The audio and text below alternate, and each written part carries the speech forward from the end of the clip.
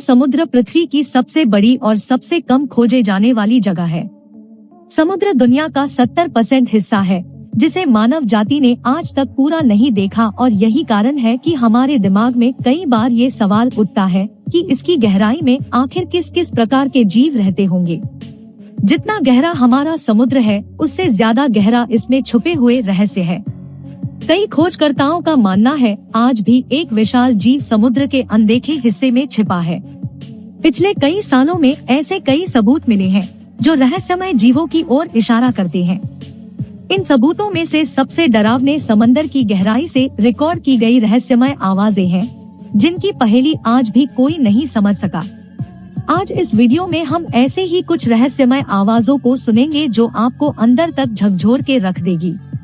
नमस्ते दोस्तों, मेरा नाम है आकांक्षा और आप देख रहे हैं हमारा YouTube चैनल डिस्कवर फैक्टोलॉजी। तो चलिए वीडियो शुरू करते हैं। साल 1960 में सोवियत सबमरीन को पानी में लोकेट करने के लिए national oceanic and atmospheric administration, जिसे नोवा भी कहते हैं, एडवांस हाइड्रोफोन्स लगाए। इन हाइड्रोफोन ने समंदर के अंदर सबमरीन के अलावा कुछ ऐसी आवाजें रिकॉर्ड की जिसने वैज्ञानिकों के होश उड़ा दिए। साल 1989 में इन हाइड्रोफोन्स ने एक मिस्टीरियस वेल की साउंड रिकॉर्ड की। रहस्यमय चीज यह थी कि इस साउंड की फ्रीक्वेंसी 52 हर्ट्ज थी, जो कि दूसरी वेल से काफी अलग है। ऐसी आवाज को पहले कभी नहीं सुना गया था। एक बार नजर डालें इस साउंड की ओर।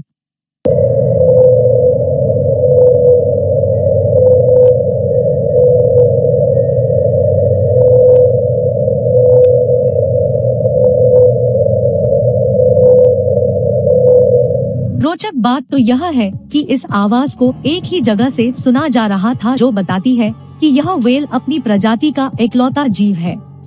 इस आवाज को सुने हुए 34 साल हो गए, लेकिन आज भी इस वेल का पता हम इंसान नहीं लगा पाए हैं, और इसी के साथ ये आवाज आज तक हमारे लिए मिस्ट्री बनी हुई है। 1991 में अगस्त के महीने में जब Pacific marine environmental laboratory under water sound को रिकॉर्ड कर रही थी तो इनके डिवाइसेस में बड़ी ही रहस्यमय आवाज कैद हुई। इस आवाज में जब पैटर्न को देखा गया तो वे किसी एक निर्धारित दिशा की ओर तेजी से बजती हुई दिखी, इसलिए इसका नाम अपस्वीप साउंड रख दिया गया। आइए सुने इस आवाज को।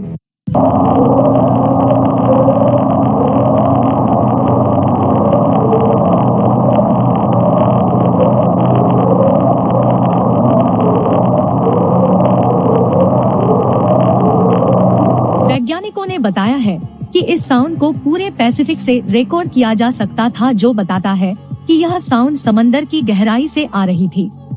हैरानी वाली बात थी कि इस साउंड को सिर्फ स्प्रिंग और ऑटम में ही सुना जा सकता था और बाकी पूरे साल यह आवाज गायब हो जाती थी। वैज्ञानिकों ने पाया है कि जब से इसकी खोज हुई है तब से इसकी इंटेंसिटी कम हो रही है, लेकिन आज भी इसे हल्का सा सुना जा सकता है क्योंकि यह साउंड वोल्केनोस के करीब थी, इसलिए वोल्केनोस को इसका कारण माना गया। लेकिन बहुत से लोगों ने इस रीजन को यह कहकर खारिज किया कि इस साउंड को ओशियन के डीप से रिकॉर्ड किया था। साथ ही ये साउंड सीजन थी और वोल्केनोस को इन सालों में एक स्थिति में देखा गया था। अंत में इस रहस्यमय आवाज के पीछे का कारण कभी कोई नहीं ढूंढ सका। 5 मार्च 1997 को इक्वेटोरियल हाइड्रोफोन एरे ने एक अन्य अनआइडेंटिफाइड साउंड को रिकॉर्ड किया। इस साउंड को द ट्रेन नाम दिया गया क्योंकि वे ठीक उसी तरह साउंड कर रही थी जैसी ट्रेन के पहिए पटरी पर दौड़ रहे हो। इस साउंड के बारे में बहुत ही कम जानकारी मौजूद है, लेकिन इसके संदर्भ में कुछ थ्योरीज को सामने रखा गया है। एक बार नजर डालें इस साउंड की ओर।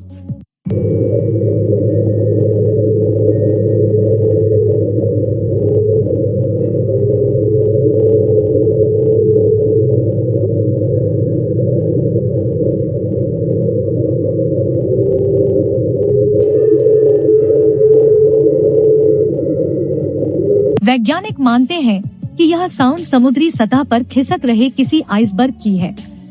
हालांकि बहुत से लोग इसे गलत मानते हैं और उनका मानना है कि इसके पीछे कोई ऐसा जीव है जो आइसबर्ग के नीचे बसा है, क्योंकि अंटार्कटिका और आइसबर्ग के विषय में हमें सबसे कम मालूम है, तो इस कारण को भी पूरी तरह से नकारा नहीं जा सकता है।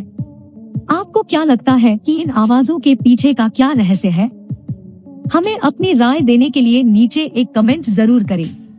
फिलहाल के लिए बस इतना ही। अगर आपको यह वीडियो पसंद आया हो तो इसे लाइक कीजिए और अपने दोस्तों के साथ शेयर कीजिए। और अगर आपने अभी तक हमारे चैनल को सब्सक्राइब नहीं किया है तो सब्सक्राइब बटन पर क्लिक करना ना भूलें। मिलते हैं अगली वीडियो में, तब तक के लिए धन्यवाद और नमस्कार।